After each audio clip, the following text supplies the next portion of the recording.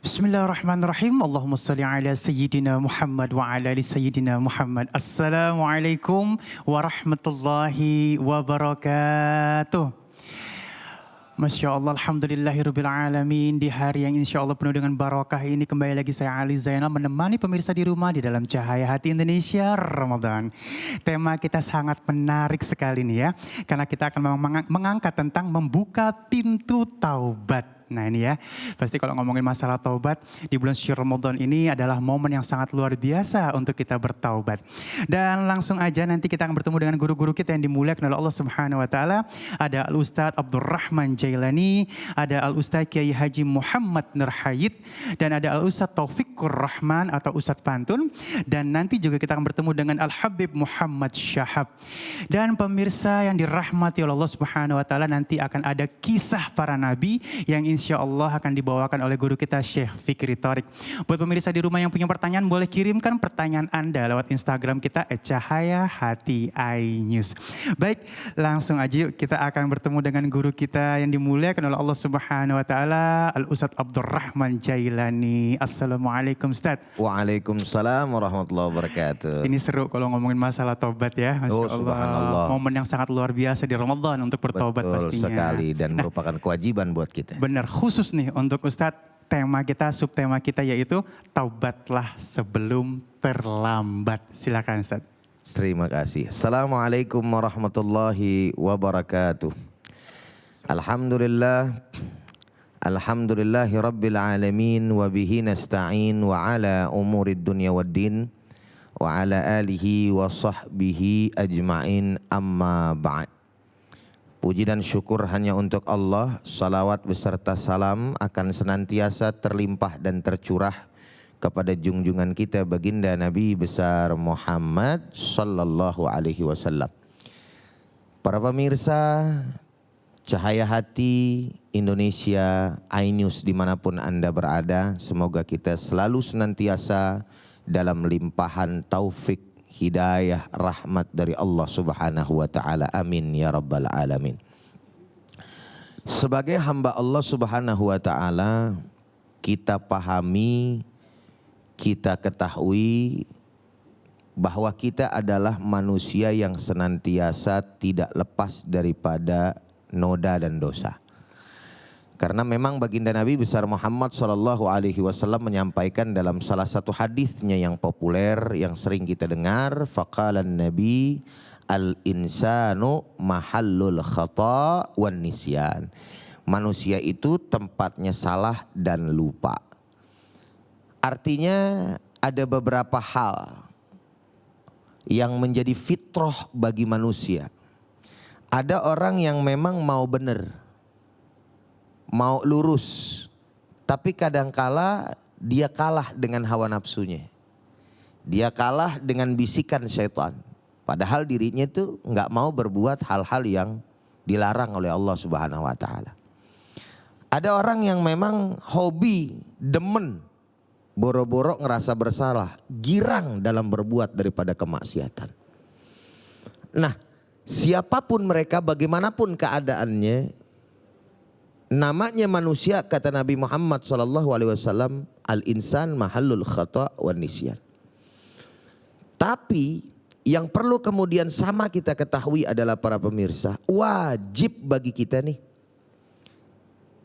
kalau sadar diri kita orang yang senantiasa berbuat salah kepada Allah Subhanahu Wa Taala, maka bertaubat kepada Allah sebelum terlambat. Maka dikatakan oleh Allah Subhanahu Wa Taala di dalam Al-Quranul Karim, ya ayyuhalladzina amanu tubu ilallahi taubatan nasuha. Wahai hamba-hamba yang beriman, bertobatlah kalian kepada Allah. Dengan apa? Dengan taubat yang sebenar-benarnya. Dalam ayat yang lain Allah juga sampaikan, wasari'u ila maghfiratin min rabbikum ila akhiri ayat. Dan bersegeralah, kata Allah Subhanahu Wa Taala, untuk bertobat kepada Allah. Kenapa? Karena dari antara kita tidak satupun yang mengetahui kapan kita akan dipanggil oleh Allah Subhanahu Wa Taala. Iya, kalau misalkan akhir hidup kita enak. Iya, kalau akhir hidup kita husnul khatimah. Maka perlu bagi kita untuk menyegerakan daripada taubat kepada Allah Subhanahu wa taala. Bahkan itu merupakan sebuah gambaran Allah Subhanahu wa taala itu cinta kepada kita. Allah yang suruh agar kita bersegera untuk kembali dan bertobat kepadanya. Subhanallah.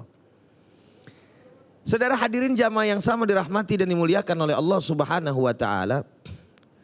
Kita banyak pelajaran di luar sana.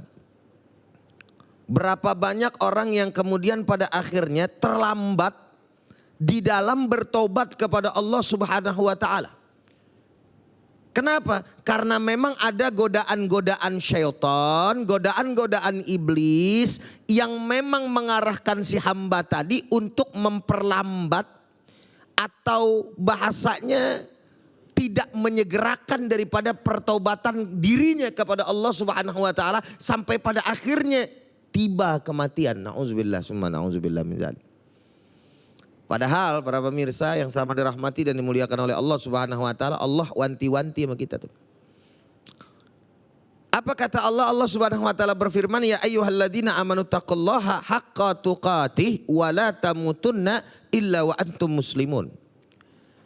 Yang pertama Allah Subhanahu wa taala minta kepada kita adalah mati, meninggal, wafat, kembali kepada Allah Subhanahu wa taala dalam keadaan membawa ajaran agama Islam.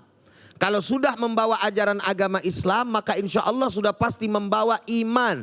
Tapi orang yang beriman, orang yang beragama Islam belum tentu meninggal dalam keadaan baik atau husnul khatimah. Wal'iyadzubillah min dzalik. Sedangkan kita sebagai orang-orang yang beriman kepada Allah Subhanahu wa taala pengennya dua. Mati dalam keadaan Islam sebagaimana yang diperintahkan oleh Allah Subhanahu wa taala bil qabul amin ya rab. Dan yang kedua adalah mati dalam keadaan husnul khatimah. Kita kadang-kadang kagak tahu. Kalau kita nyepele entar dah masih muda, giliran ntar kita udah mau mati baru dah kita taubat sama Allah. Hati-hati. Contoh baru-baru kemarin enak tuh. Seorang Didi Kempot kalau saya lihat dari kacamata saya nih, hidupnya. Padahal mah lahir kagak kenal Islam dia. Borok-borok cinta sama Allah, cinta sama Nabi lah kenal aja kagak. Tahun 1997 jadi mualaf bang. Menyebutkan syahadat udah dapat tuh Islamnya itu sebagaimana Allah Subhanahu wa taala. Giliran kemarin mau meninggal dunia, salah satu mudah-mudahan saya husnuzon.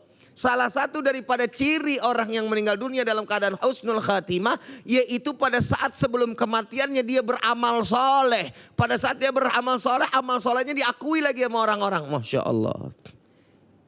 3,5 miliar ngambil donasi 3 jam. Puncaknya 7,5 miliar. Masya Allah. Dan itu diberikan semuanya sama orang-orang yang kena dampak COVID-19. Masya Allah. Tabarakallah. Luar biasa saudara. Persoalannya meninggal dalam keadaan kayak begitu. Baik. Alhamdulillah Islam. Subhanallah. Kita kalau nelat-nelatin taubat bagaimana urusannya? La ilaha illallah. Termasuk yang ngomong ini. Makanya saudara hadirin yang sama dirahmati oleh Allah Subhanahu wa taala, para pemirsa, jangan pernah nganggap enteng sama kesalahan demi kesalahan. Tobatlah. Segera kepada Allah, wahai diriku, dirimu, kalian dimanapun berada, karena kita tidak tahu di mana dan di bumi mana kita mati dan kembali kepada Allah Subhanahu Wa Taala. Bertobat pun harus ada syarat. Nah ini yang perlu penting. Bagaimana kalau kita bertobat kepada Allah? Gampang. Allah Subhanahu Wa Taala maha penerima taubat. Nggak bakalan Allah Subhanahu Wa Taala nggak terima taubat. Yang penting Allah Subhanahu wa taala menerima taubat kita sebelum malam yugargir. Innallaha yuqbalu taubata 'abdin malam yugargir. Sesungguhnya Allah Subhanahu wa taala menerima daripada taubatnya hamba itu sebelum nyawa ada di kerongkongan. Lek-lekan orang Betawi bilang, Saudara. Tahu lek-lekan enggak? Kalau enggak tahu tanya deh. Tenggorokan itu, Masya Allah. Jadi diterima sama Allah. Pak Ustadz, saya banyak dosa, tukang mabok, tukang zina, tukang tipu, dosa saya seabrek-abrek. Orang Betawi lagi tuh bahasanya. Saya mau tobat, diterima enggak? Innallaha tawwabur rahim. Sesungguhnya Allah itu maha penerima taubat. Gampang taubat sama Allah mah, asal jangan digampang-gampangin. Tubu taubatan nasuha itu maknanya. Yang penting kita melakukan daripada apa? hasil pertobatan kita itu dengan sesuatu yang sungguh-sungguh. Yang rada susah itu kalau kita punya kesalahan sama manusia, nih dia. Makanya rukun tobatnya dalam kitab Riyadhus Shalihin nambah tuh. Ame Allah Subhanahu wa taala kita wajib bertobat, emang tujuannya sama Allah. Yang kedua hablum minan nas, urusan sama manusia yang mesti dikelarin. Makanya hati-hati, jangan nganggap enteng. Urusan utang, ya Allah tabarakallah, ya. Kita emang kadang-kadang kalau lempengan utang suka lupa sih para pemirsa ya. Minjem inget, balikin lupa. Tapi ini yang bakal jadi sangkutan, hati-hati loh. Ya kan?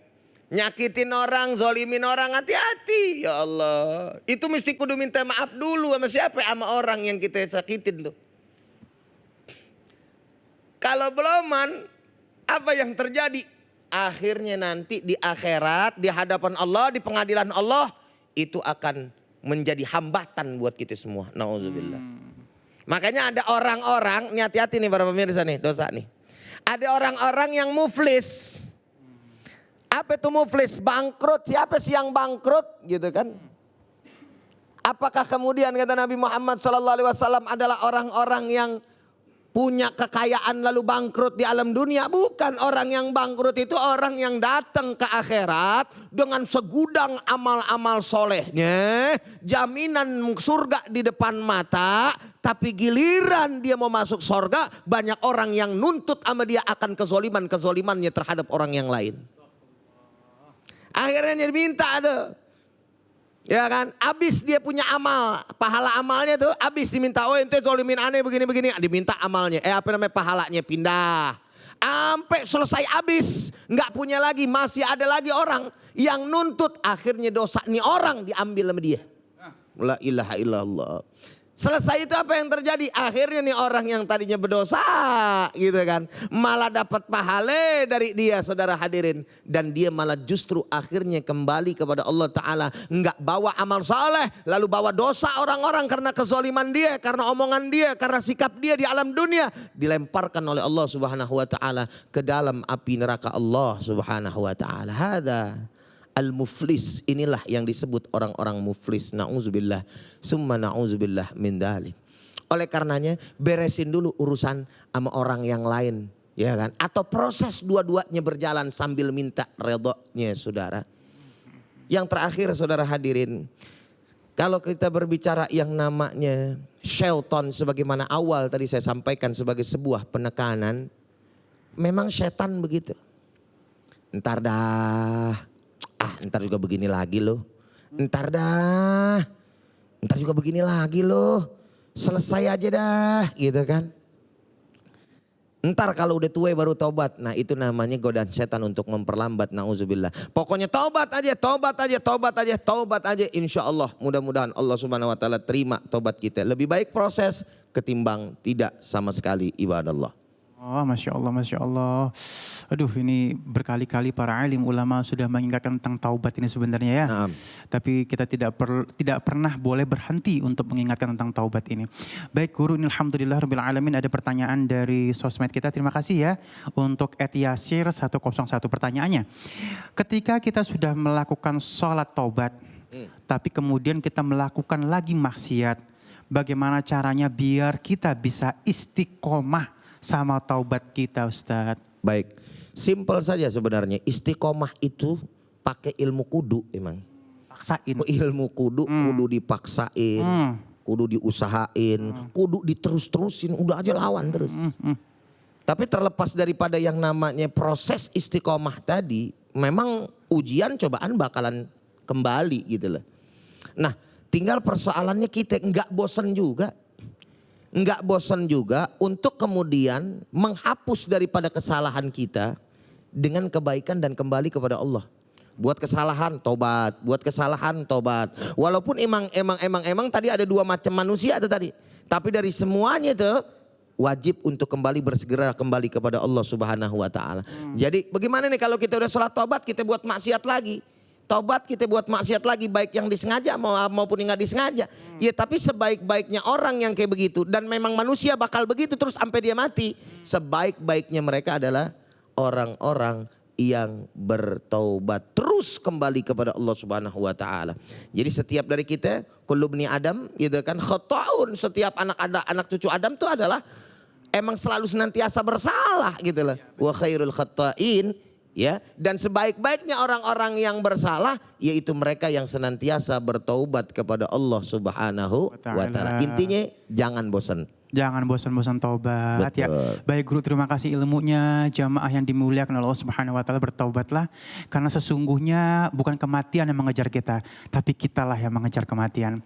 Masya Allah ya. Dan nanti kita akan bertemu dengan guru kita Kiai Haji Muhammad Nur Hayit dengan subtema pendosa yang mulia. Tetap bersama kami di Cahaya Hati Indonesia Ramadan.